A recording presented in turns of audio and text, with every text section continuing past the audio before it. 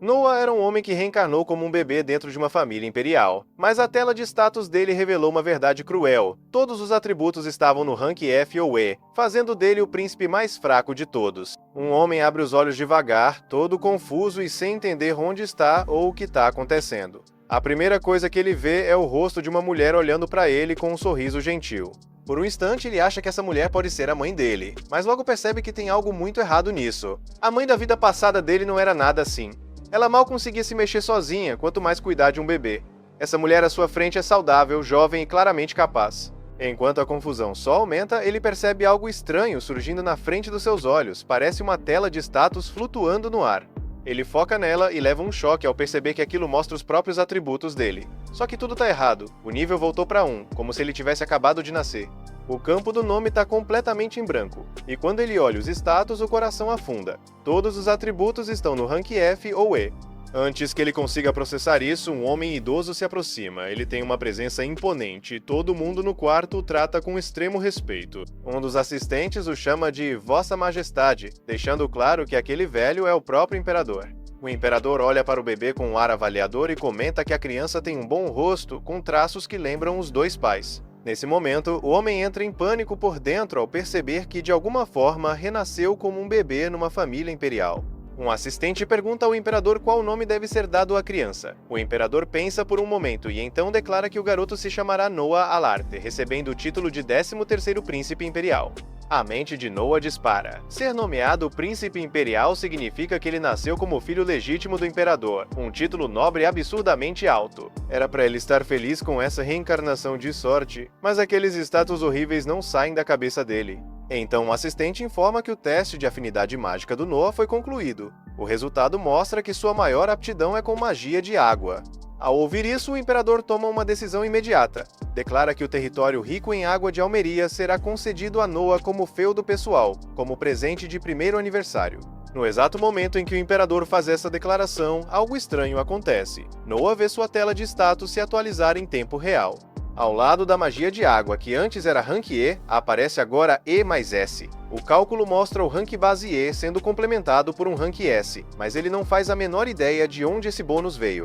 O imperador então pede que as habilidades de Noah sejam exibidas oficialmente para todos ali presentes. Um mago da corte dá um passo à frente e começa uma encantação. Um painel brilhante surge acima de Noah, mostrando seus status para todo mundo ver. Só que algo inesperado acontece. Os números exibidos publicamente são completamente diferentes do que Noah vê na própria tela. Onde ele enxerga E mais S na magia de água, todos os outros veem um SS puro. A sala inteira entra em choque. Os assistentes começam a cochichar animados. Nunca ouviram falar de alguém que já nasceu com um potencial mágico tão absurdo? Alguns dizem que aquele é o nascimento de um mago lendário. O imperador, por sua vez, parece extremamente satisfeito. 6 anos se passam num piscar de olhos. Noah agora é um garotinho vivendo no Palácio Imperial e nesse tempo já entendeu muita coisa sobre sua situação única. Todas as manhãs ele é cuidado por várias criadas dedicadas. Uma elogia o quanto ele é bonito, outra comenta como ele age de forma madura e digna para a idade. Mas Noah sabe de algo que ninguém mais sabe. Os status que os outros veem quando olham para ele não são os mesmos que ele vê. Quando alguém observa suas habilidades, o que aparece é a soma dos status dele com os status de todos os subordinados. Por exemplo, aquele bônus de rank S na magia de água veio do território de Almeria, que foi dado a ele ao nascer. Outros aumentos vieram das criadas e dos servos. Noah descobre então um segredo absurdo. Quanto mais subordinados ele tiver trabalhando para ele, mais forte ele parece aos olhos dos outros. Certa manhã, enquanto Noah toma café da manhã, uma de suas criadas, chamada Evelyn, entra no quarto.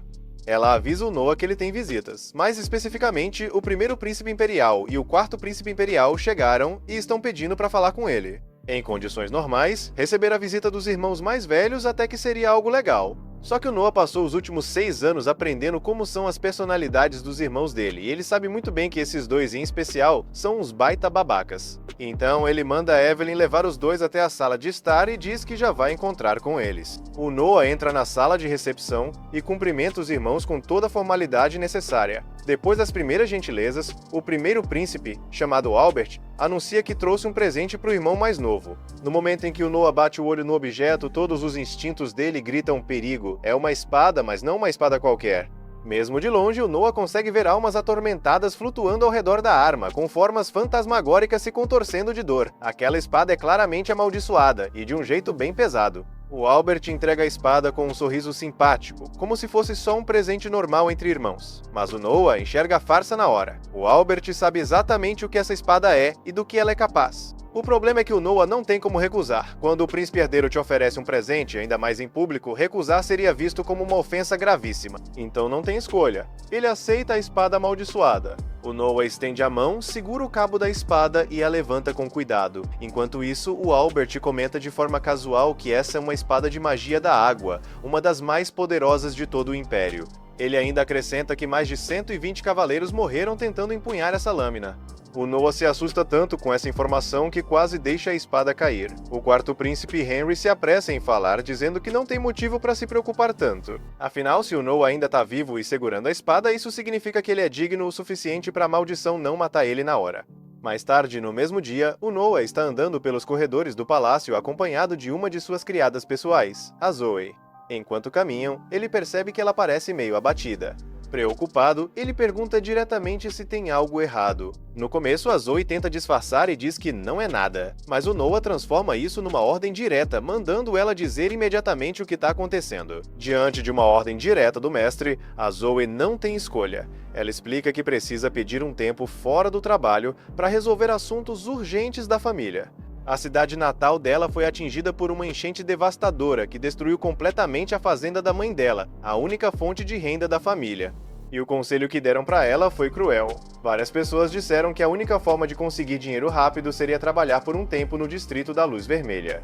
Mas o Noah não aceita isso de jeito nenhum. A expressão dele fica séria na hora. Ele diz que vai dar um emprego para a mãe da Zoe ali mesmo na casa dele pagando 10 rene por mês. Só que ele não para por aí. A enchente que destruiu a cidade da Zoe continua martelando na cabeça dele. Então ele chama o mordomo, Dylan, e dá novas ordens. Ele manda o Dylan providenciar imediatamente a compra do máximo possível das terras danificadas pela enchente naquela região. Tanto Dylan quanto a Zoe ficam completamente chocados com esse pedido. Aí o Noah explica o motivo. Depois de um desastre desses, sempre aparecem aproveitadores querendo tirar vantagem de gente desesperada. Ele quer garantir essas terras antes que esse tipo de gente chegue lá. O Dylan diz que topa ajudar, mas levanta um problema prático. Pelas contas dele, comprar todas essas terras custaria algo em torno de 700 mil rene, uma quantia absurda de dinheiro. O Noah pensa nas poucas opções que tem e toma uma decisão difícil. Ele anuncia que vai vender o feudo que possui, o território de Almeria. Na hora, o Dylan já se opõe, explicando que aquela terra foi um presente direto do próprio imperador. Na manhã seguinte, o Noah e seus subordinados estão ocupados fazendo os preparativos finais para partir rumo à região atingida pelas enchentes, quando ele recebe uma visita inesperada. É o Henry. Ele aparece especificamente para alertar o Noah sobre algo importante a respeito da espada amaldiçoada. Segundo ele, a arma chamada Leviatã tem vontade própria. Pouco depois do Henry ir embora, o Noah e seu grupo partem em direção à vila de Dost, onde aconteceu a inundação. Quando finalmente chegam lá, o Noah fica chocado com a dimensão da destruição. O Noah decide descer pessoalmente até a área mais afetada para avaliar a situação. A Zoe tenta impedir, dizendo que esse tipo de trabalho não é adequado para um príncipe imperial. Mas o Noah é firme e diz que vai de qualquer jeito, goste ela ou não. Nisso, o Noah ouve um sino tocando à distância e percebe que os moradores estão se reunindo para a distribuição de comida. Só que no momento em que ele prova a comida, todas as boas impressões vão por água abaixo. A sopa que estão servindo é simplesmente horrível. Logo depois, ele escuta um anúncio alto dizendo que vai começar uma inspeção. O oficial do governo local, o Lorde Geral, chegou para verificar a qualidade da distribuição de alimentos. Na hora, o Noah entende o que está acontecendo. Aquilo é corrupção escancarada. O Geral está desviando os fundos de ajuda humanitária destinados a pessoas famintas. Sem conseguir segurar a raiva diante de uma atitude tão cruel, o Noah confronta o Geral diretamente. Achando que o Noah é só mais um refugiado sem poder nenhum, o Geral admite sem vergonha nenhuma que sim, está roubando da verba da comida. Ouvir o Geral se gabar de roubar pessoas passando fome faz o sangue do Noah ferver de ódio. A raiva dele é tão intensa que algo inesperado acontece. A espada amaldiçoada Leviatã começa a reagir. O Geral saca a própria espada, pronto para matar o Noah por desrespeito. Mas antes que ele consiga atacar, a Leviatã sai voando sozinha da bainha e se posiciona ao lado do Noah, pronta para protegê-lo. Agora, conseguindo usar de verdade o poder da Leviatã, o Noah canaliza magia de água pela espada e com um único golpe decepa a cabeça do Geral sem esforço nenhum. Pouco tempo depois da morte do geral, um oficial de patente mais alta, o Lord Rowan, chega ao local, mas assim que ele vê o rosto do Noah, congela na hora. Ele reconhece imediatamente o 13º Príncipe Imperial e cai de joelhos. O Noah diz calmamente que eles precisam ter uma conversa bem longa sobre a situação daquela região. Ele espera que o Rowan lide corretamente com os cúmplices e garanta que todos sejam punidos. Mais tarde, depois que o Noah conclui a compra de toda a vila e das terras ao redor, a notícia chega até o Albert no Palácio Imperial. Ele fica realmente surpreso ao saber que o Noah conseguiu usar a espada amaldiçoada Leviatã sem sofrer nenhum efeito colateral. Enquanto isso, Noah é convocado para se encontrar com o Imperador e explicar suas ações recentes. Ele entra na sala do trono esperando levar uma bronca pesada. Mas, para surpresa total dele, o Imperador agradece em vez de puni-lo. O Imperador explica que se o Noah não tivesse agido naquele momento, o sofrimento daquelas pessoas teria sido muito maior. O Imperador vê claramente que o Noah é um jovem capaz, com bom julgamento e um forte senso moral. Ele pede que o Noah continue servindo o Império com tudo que tem, e o Noah aceita feliz. Alguns dias se passam, mas o Noah continua na capital do reino. Como a cidade é o verdadeiro coração do país e o lugar mais próspero de todos, hoje o nosso protagonista decide explorá-la melhor. Ele tá andando pela rua depois de ouvir falar de uma cantora que estava se promovendo por ali. Ultimamente, a Zoe não sai mais do lado do príncipe, em parte porque ele arrumou mais trabalho para ela, sendo compreensivo com o que aconteceu na vila dela. Desde então, ela ficou bem mais atenta. Noah comenta que gente talentosa nunca é demais e que agora ele vai conhecer alguém com um talento incrível para cantar. No palco, a mulher se apresenta muito bem, a voz dela é suave e bonita, deixando todo mundo hipnotizado, inclusive o Noah. O nome dela é Alicia. Ela ainda não tem uma técnica perfeita, mas canta com alma e dedicação, e isso agrada o Noah, porque mostra que ela é esforçada e responsável. Ele estava curtindo o show até que uns valentões aparecem. Eles começam a agir de forma nojenta e cercam a garota. Estão cobrando uma dívida do pai da Alicia e dizem que desse jeito ela nunca vai conseguir o dinheiro. Começam a tratar ela mal e falam que por ser mulher, ela tem outros jeitos de pagar, um pior que o outro, e o público não faz nada. Pelo menos até o Noah perder a paciência. Ele chama a atenção deles, mas os caras ignoram, achando que ele é só uma criança. Mesmo assim, Noah lembra que uma filha não tem obrigação de pagar as dívidas do pai e que forçar alguém a pagar com o próprio corpo é crime. Um dos cobradores se irrita e levanta o Noah à força. Na mesma hora, o protagonista invoca a espada e derruba todos eles, perguntando se ainda querem continuar. Os caras saem correndo, dizendo que vão se vingar. Noah avisa o gerente que se aquela gangue voltar, é pra chamarem ele. A Zoe entrega um papel com o endereço, ele lê em voz alta e todo mundo fica chocado ao descobrir que ele é o príncipe imperial. A Alicia fica super surpresa, mas Noah diz que ela cantou muito bem e pergunta se ela ganha o suficiente para viver trabalhando ali. Ela tenta explicar toda tímida que tem gastos médicos com a mãe, mas Noah interrompe dizendo que vai pagar 25 rines por mês para ela cantar tranquila e que se melhorar ainda mais, vai aumentar o salário. Ela agradece emocionada. Todo cavalheiro, ele pega o chapéu e diz que quer continuar ouvindo ela cantar. Depois do show, ele volta para casa e encontra uma surpresa na entrada. Tem umas pessoas ali, e o Noah pergunta para Evelyn quem são. São os agiotas de antes, ajoelhados com medo do que pode acontecer. Vieram pedir desculpa pela falta de respeito, mas isso não agrada o Noah. Ele manda a Evelyn avisar que eles não podem aparecer na frente de um príncipe quando quiserem.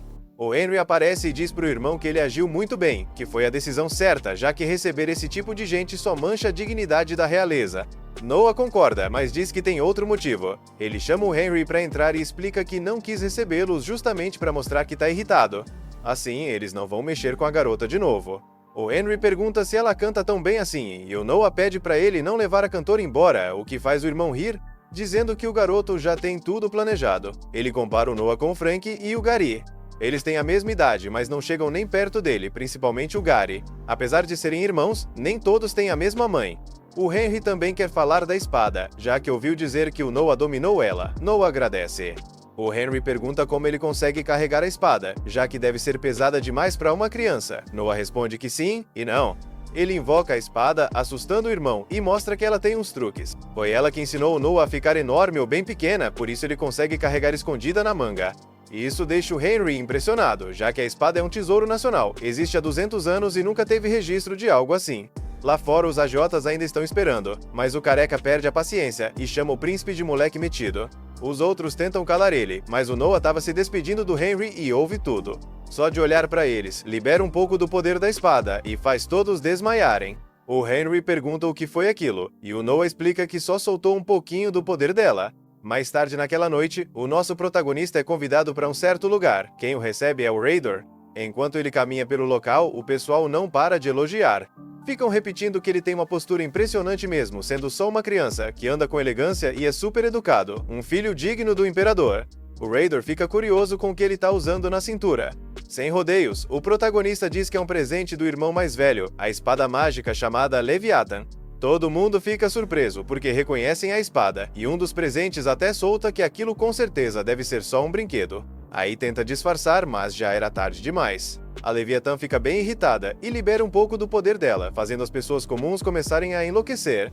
O desespero bate, porque elas sentem que estão à beira da morte. O Noah não gosta nada disso e acha que ela passou dos limites. Já o Raydor, que é esperto, agradece pela demonstração. Todo mundo ali sentiu o poder de um tesouro nacional sendo controlado pelo protagonista.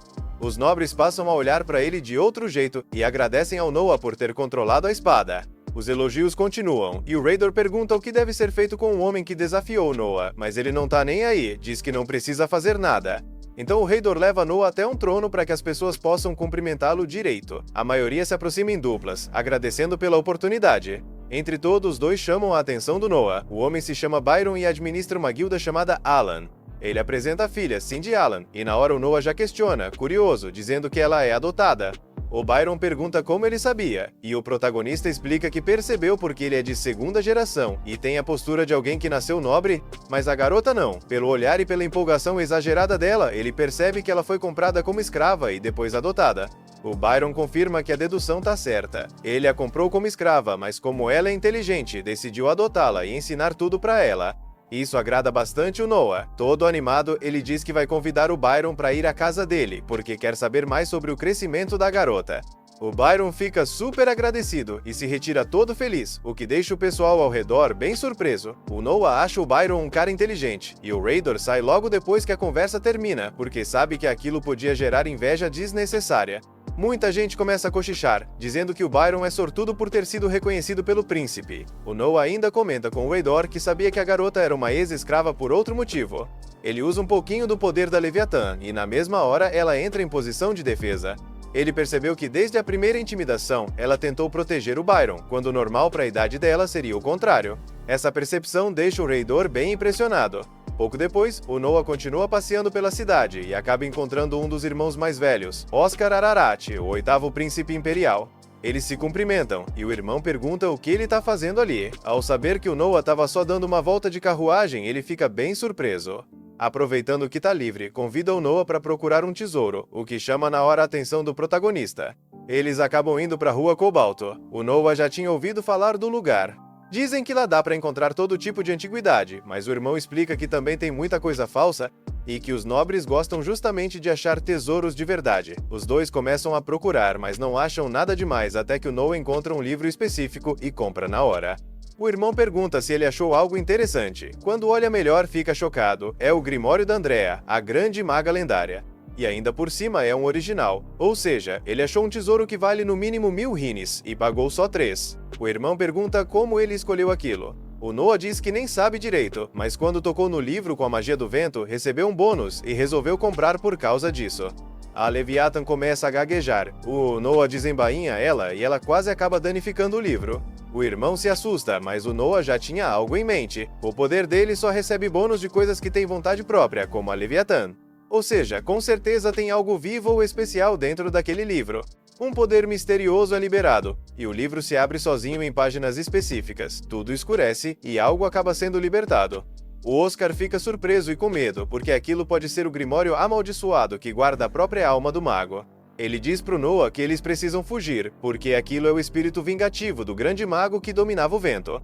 Mas o nosso protagonista encara aquilo sem medo nenhum. Ele tenta cortar algumas vezes, não consegue, até que de repente acerta em cheio. O Noah pergunta pro irmão se ele tá bem. Como o Oscar é o mais velho, ele não entende direito o que aconteceu, mas também fica preocupado com a cidade. Quando percebe que não houve nenhum dano, fica aliviado. Ainda mais porque foi o Noah que lançou o poder pra cima. Essa força deixa o irmão completamente chocado. Antes que ele consiga dizer qualquer coisa, o Bartley aparece, o dono de uma loja de antiguidades daquela rua. Ele diz pro príncipe que acabou de ver tudo e que tem um objeto bem interessante para mostrar. Os príncipes não pensam duas vezes e vão com ele.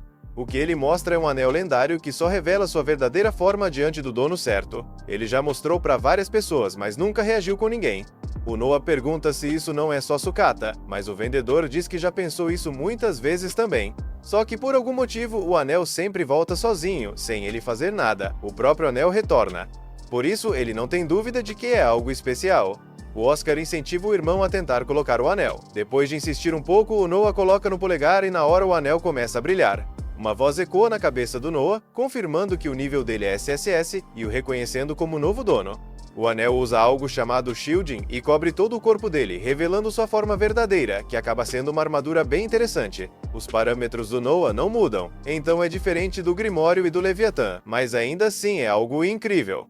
Ele diz pro Bartley que vai ficar com o anel e pagar depois, mas o Oscar interrompe e fala que ele vai pagar. É um presente por todas as surpresas que o irmão vem dando pra ele. A espada mágica, agora essa armadura. Ele sempre soube que o irmão mais novo era diferente, e isso só deixou tudo ainda mais claro. Depois disso, ele acaba deixando Noah com a Zoe, já que ainda não quer voltar pra casa. Mas descendo a rua, o Leviathan faz um sinal, e do nada, aquele careca aparece de novo tentando atacá-lo. A Zoe tenta protegê-lo, mas é o anel que cria um escudo. O Oscar pergunta o que acabou de acontecer, e o Noah explica que conectou o anel ao Leviathan. Então ele entra automaticamente em modo de defesa quando sente hostilidade. É impressionante como ele já domina tudo isso. A noite cai novamente, e o Noah vai assistir à apresentação da Alicia, pensando que aqueles agiotas que o atacaram com certeza já estão acabados e que ele quer contar isso pra ela, pra deixá-la mais tranquila. Só que a Alicia ainda tem problemas. Alguns bêbados começam a brigar por causa dela, já que ela é muito bonita.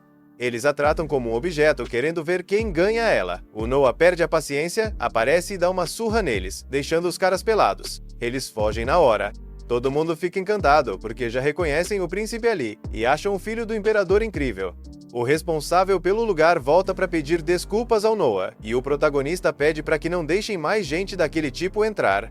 O gerente diz que entende, mas pede desculpas porque não pode prometer isso. Infelizmente, é desse tipo de gente horrível que ele tira o sustento. É assim que ele ganha o pão. O Noah entende, então diz que nesse caso vai comprar o lugar, pede dinheiro para Zoe e entrega. O total dá 1000 rines, e o homem fica radiante, extremamente grato. A Alicia também pergunta o que pode fazer para retribuir. Ela se sente muito em dívida com o príncipe, mas o Noah diz que ela só precisa cantar. Ele quer ouvir as músicas dela, então é só isso que ela deve fazer. Ele espera muito dela. Inclusive, diz que o imperador ainda vai ouvi-la cantar algum dia, então ela precisa continuar melhorando. A garota só consegue dizer sim, muito feliz e agradecida. Tanto que dedica uma última música ao príncipe e às pessoas presentes, encantando todo mundo com sua linda voz. Um tempo depois, os servos preparam o Noah para o dia seguinte por causa da chegada do Dead Marley, governador de Awoke, o administrador mais bem-sucedido das terras sob seu comando. Pela tradição imperial, os príncipes recebem feudos para governar, e o povo vê o príncipe como o senhor legítimo da região. Dead entra demonstrando o devido respeito, mas Noah pede para ele se sentar. Essa é a segunda vez que eles se encontram, depois de 1 ano e meio desde o último encontro. Noah pergunta como o território tá indo, lembrando que deixou Dead responsável por cuidar do sistema de água de Awoke, mas Dead não responde na hora, e Noah entende o silêncio na hora. A situação não tá boa. Awoke fica numa região agrícola, perto da curva de um grande rio, o que deixa o lugar vulnerável a enchentes frequentes. Todo o projeto de controle da água era justamente para conter essas enchentes e proteger as colheitas. Noah então pergunta direto qual é o problema. Dead responde que até agora o orçamento aprovado não chegou. Noah acha isso impossível, já que o dinheiro tinha sido liberado por decreto imperial. Dead então explica que o Ministério da Fazenda fica criando empecilho e atrasando a liberação da verba. Noah manda ele ir com ele na hora, dizendo que eles vão resolver isso agora. Eles chegam ao escritório do ministro da Fazenda, Maverick, que tá lá comendo tranquilamente quando eles entram. Sem perder tempo com formalidade, Noah já questiona o bloqueio do orçamento. Maverick diz que tem um motivo perfeitamente válido, mas Noah corta na hora e avisa que se a resposta for algo do tipo "você não entenderia?", é melhor ele ficar quieto imediatamente.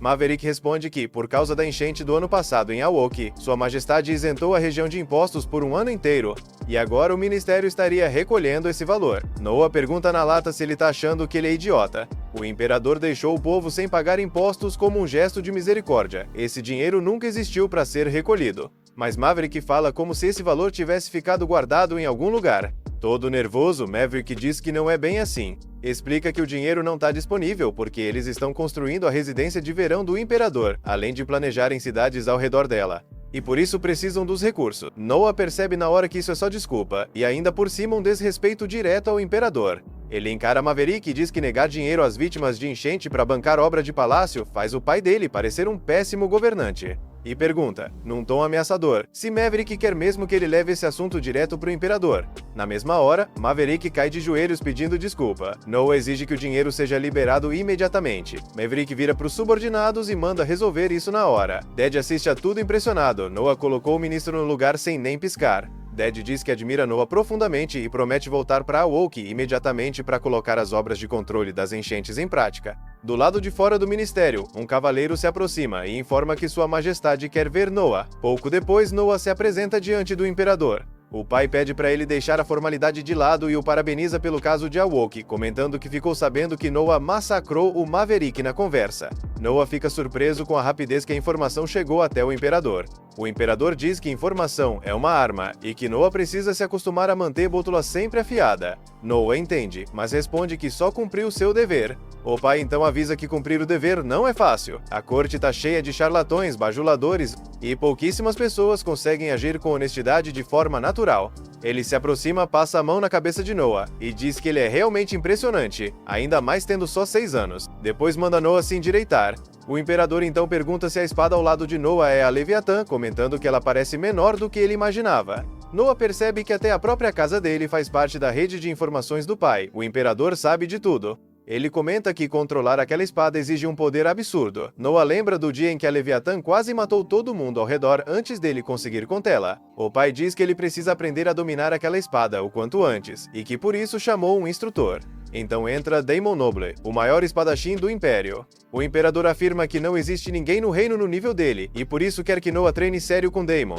Daemon pede permissão para lutar contra Noah, deixando claro que não é para avaliar técnica, mas sim o potencial dele. O Imperador aceita, e os dois ficam frente a frente no salão de treino. Noah saca a Leviatã rapidamente, mas a lâmina começa a vibrar e pulsar com energia na mesma hora. Ele parte pro ataque. Daemon bloqueia com facilidade, quase sem esforço. Noah recua, e então a Leviatã mostra a ele memórias fragmentadas dos antigos donos da espada. Todos guerreiros absurdamente fortes. Noah absorve tudo em um instante e avança de novo. Com um movimento rápido, usando o que acabou de aprender com essas memórias, Noah consegue desarmar completamente o mestre espadachim. O cavaleiro Daemon pede desculpas ao Imperador, dizendo que não há mais nada que ele possa ensinar ao príncipe Noah. Mesmo tendo a velocidade e a força física de uma criança, Noah conseguiu desarmar um mestre espadachim usando só técnica pura, o que prova que ele maneja a espada como alguém que treinou por décadas. Seria até falta de respeito tentar ensiná-lo mais alguma coisa. O Imperador começa a rir e diz que Noah é realmente incrível.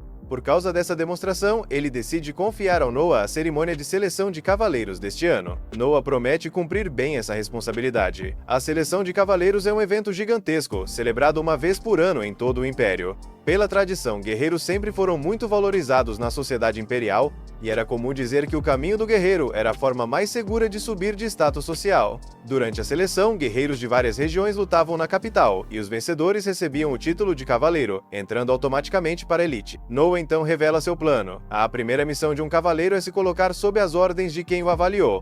Então, se ele conseguir recrutar um cavaleiro excepcional como subordinado durante a seleção, ele vai ficar mais forte graças à sua habilidade única. O Imperador pergunta qual método ele pretende usar. Daemon interrompe e diz que existem duas opções tradicionais: uma batalha geral, todo mundo contra todo mundo, ou um torneio de eliminação direta. Noah ignora as duas sugestões e pede apenas uma coisa: acabar com as seletivas regionais e fazer com que tudo aconteça direto na capital, com todos lutando diante dele. O Imperador pergunta o motivo. Noah explica que o Império é enorme, então ele não teria como acompanhar o que acontece nas seletivas espalhadas pelas províncias distantes. Seria um desperdício perder talentos incríveis por motivos idiotas, como juízes tendenciosos ou política local interferindo na avaliação. O Imperador autoriza a mudança, dizendo que confia totalmente no julgamento de Noah. De volta ao palácio, Noah pergunta a Sá se há candidatos da vila dela que pretendem participar da seleção. Ela confirma que sim. Para pessoas da origem dela, essa é praticamente a única chance real de mudar de vida, então todo ano a vila envia alguém. Noah conta sobre o plano de cancelar as seletivas regionais, o que significa que eles podem mandar quantos candidatos quiserem direto para a capital. Sa diz que isso é uma ótima notícia, mas parece hesitante. Noah pergunta o que houve. Ela explica que na vila dele só mandam um candidato por ano, porque os custos de viagem e hospedagem na capital são absurdamente altos. Todo mundo faz uma vaquinha, e mesmo assim só dá pra bancar uma pessoa. Por isso, cada candidato carrega as expectativas de toda a vila, e leva isso muito a sério. Noah toma uma decisão na hora. Como ele quer muitos participantes e não quer perder talentos por algo bobo como dinheiro de viagem, ele vai pagar pessoalmente todas as despesas de transporte e hospedagem dos candidatos que não puderem bancar. O pessoal da vila ficaria em êxtase com isso, mas a Sa aponta que fazer isso para candidatos do império inteiro custaria uma fortuna. Noah então mostra que além de governante, empresário e visionário, ele também é ótimo em enxergar oportunidades que outros ignoram. Para evitar o custo absurdo de construir um alojamento enorme, ele chama o Hein e manda ele verificar quantas casas vazias existem na capital e comprá-las. Se não forem suficientes, eles constroem um alojamento. Também precisam resolver a comida, então ele pede que o Hein entre em contato com mercadores confiáveis que forneçam refeições a preços justos. Enquanto isso, Noah vai pessoalmente à cidade, deixando a Sa bem satisfeita com tudo. Depois disso, Noah se encontra com o mercador Byron. Ele apresenta um orçamento para a seleção que é ridiculamente baixo, mal cobrindo o básico. Noah fala na lata que aceitar esse trabalho por esse valor praticamente quebraria qualquer mercador. Mesmo assim, Byron não parece preocupado, já que é um pedido direto do 13º príncipe. Noah percebe que Byron quer algo grande em troca, afinal, nenhum mercador perde dinheiro só por boa vontade. Então ele pergunta diretamente o que Byron quer. Byron elogia a percepção de Noah, ainda mais considerando a idade dele. Ele explica que, paralelamente à seleção de cavaleiros, também acontecem exames para contratar funcionários do palácio. Noah entende na hora o plano. Byron quer colocar uma mulher de confiança dele dentro do palácio. Assim, ele teria acesso rápido a informações valiosas. E se por acaso o imperador se interessasse por ela e ela virasse uma consorte, os ganhos de Byron seriam incalculáveis. O mercador, meio nervoso por ter sido lido tão facilmente, reforça que isso é totalmente separado dessa comissão. Inclusive, ele já mandou um presente generoso para a residência de Noah como sinal de boa-fé. Noah entende o recado e aceita o acordo, mas com uma condição: a mulher precisa realmente ser digna do interesse e da recomendação dele. Se ela for competente e capaz, Noah vai interceder por ela. Byron aceita animado e promete encontrar alguém à altura. Além disso, Byron pede permissão para usar o emblema de sua casa em negócios ligados aos projetos de Noah, já que ficou claro que não existe aliado melhor do que o 13º príncipe. Noah aceita, reconhecendo que Byron se colocou sob seu comando, mas o alerta de forma dura: ele não vai tolerar nenhum tipo de traição. Depois, já na carruagem, o Noah fica pensando que, tendo o Byron como subordinado, ele ganhou uma baita vantagem e ficou claramente mais forte. Do lado de fora começa a chover. Aí Noah percebe algo errado. O rank de água dele, que era duplo S, caiu para apenas um S. Ele desconfia na hora que algo sério aconteceu em Alméria. Sem perder tempo, manda Sa ir direto para o palácio para falar com sua majestade. Quando eles chegam lá, o imperador confirma que realmente tem algo estranho rolando em Almeria, mesmo que ele só tenha percebido isso analisando alguns sinais e padrões. Logo depois, um mensageiro chega correndo e avisa que uma revolta estourou em Almeria. Com a informação confirmada, o imperador pergunta para o Noah qual ele acha que é a escala dessa rebelião. O Noah pensa que, apesar do rank de água dele ter caído de duplo S para S, o que parece que o poder dele caiu pela metade, na real isso é só um nível dentro de todo o poder acumulado dele. Então ele diz ao imperador que provavelmente é uma revolta de pequena escala. O imperador concorda, já que os relatórios falam em mais ou menos 5.000 pessoas envolvidas. Aí ele pergunta se o Noah quer ir pessoalmente conter a rebelião no território dele. O Noah responde que isso é impossível, afinal ele ainda é só uma criança, sem nenhuma experiência real em campo de batalha. Além disso, ele nem sabe se os soldados obedeceriam às ordens dele numa situação de combate de verdade. Então, se o imperador fizer questão de mandar um príncipe para resolver isso, Noah sugere que seja um dos irmãos mais velhos. O pai dele fica surpreso com a recusa, mas aceita a decisão e pergunta quem ele recomenda. Noah responde na hora: Henry. O imperador pergunta o motivo, e Noah explica que, pelo tamanho e pela natureza da situação, a melhor estratégia é um ataque direto pela frente. Exatamente no que o Henry é especialista. Além disso, Henry é o mais cauteloso e metódico entre os príncipes, o que faz dele a escolha ideal. O imperador entende a lógica e manda chamar o Henry imediatamente. Pouco depois, Henry já está viajando com Noah na estrada em direção ao local da rebelião. Henry pergunta se o Noah realmente vai deixar essa oportunidade passar totalmente. Ele lembra que o Império é basicamente uma sociedade guerreira e que conquistas militares abririam muitas portas para o futuro dele. O Noah se justifica dizendo que tudo aconteceu rápido demais e ele não teve tempo de se preparar. E mesmo que ele sobrevivesse liderando uma campanha militar sem experiência, as chances dos soldados morrerem à toa seriam enormes. Henry reconhece essa postura cautelosa e diz que ele também pensa assim quando o assunto é guerra.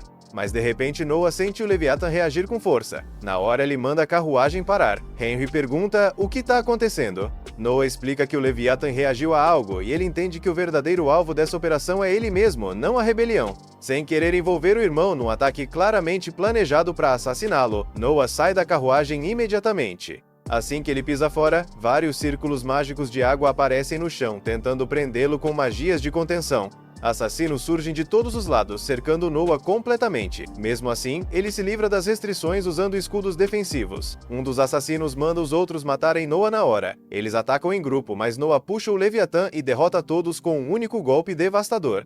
Depois de acabar com os atacantes, Henry se aproxima para examinar os corpos. Ele comenta que, segundo os relatórios, os rebeldes deveriam ser soldados de cavalaria, mas nunca imaginou que eles teriam assassinos treinados trabalhando com eles. Ele lamenta não poder interrogá-los, mas Noah o tranquiliza. Ele não matou ninguém, só deixou todos inconscientes e usou a habilidade de intimidação do Leviatã para mantê-los dominados. Aí pede para o Henry levá-los sob custódia para interrogatório. Henry comenta que os relatórios dizem que os rebeldes são principalmente cavalaria. Noah lembra que Almeria quase não produz cavalos de guerra. O território não é nada favorável para isso. Henry confirma, e isso dá uma ideia para o Noah. No dia seguinte, Noah chama o Byron e pergunta se ele faz comércio perto de Almeria. Byron confirma que sim. Antes de continuar, Noah avisa de forma bem séria que se qualquer coisa discutida ali sair daquela sala, ele vai mandar executar o Byron por traição. Byron aceita na hora, sem hesitar. Noah então revela que houve uma rebelião em Almeria e que a principal força deles é composta por cavalaria. Ele mostra uma caixa com 10.000 rines e manda Byron usar tudo para comprar absolutamente toda a ração de cavalos disponível na região e nos arredores. Byron aceita na hora, mas pergunta sobre a comida para os soldados rebeldes. Noah manda ele esquecer isso completamente. Ele explica: a Almeria não tem nenhuma indústria de cavalaria, então, segundo a inteligência do Henry, os rebeldes devem ter comprado todos os cavalos de fora. Além disso, existe um limite do quanto dá para roubar dos camponeses sem causar uma revolta total.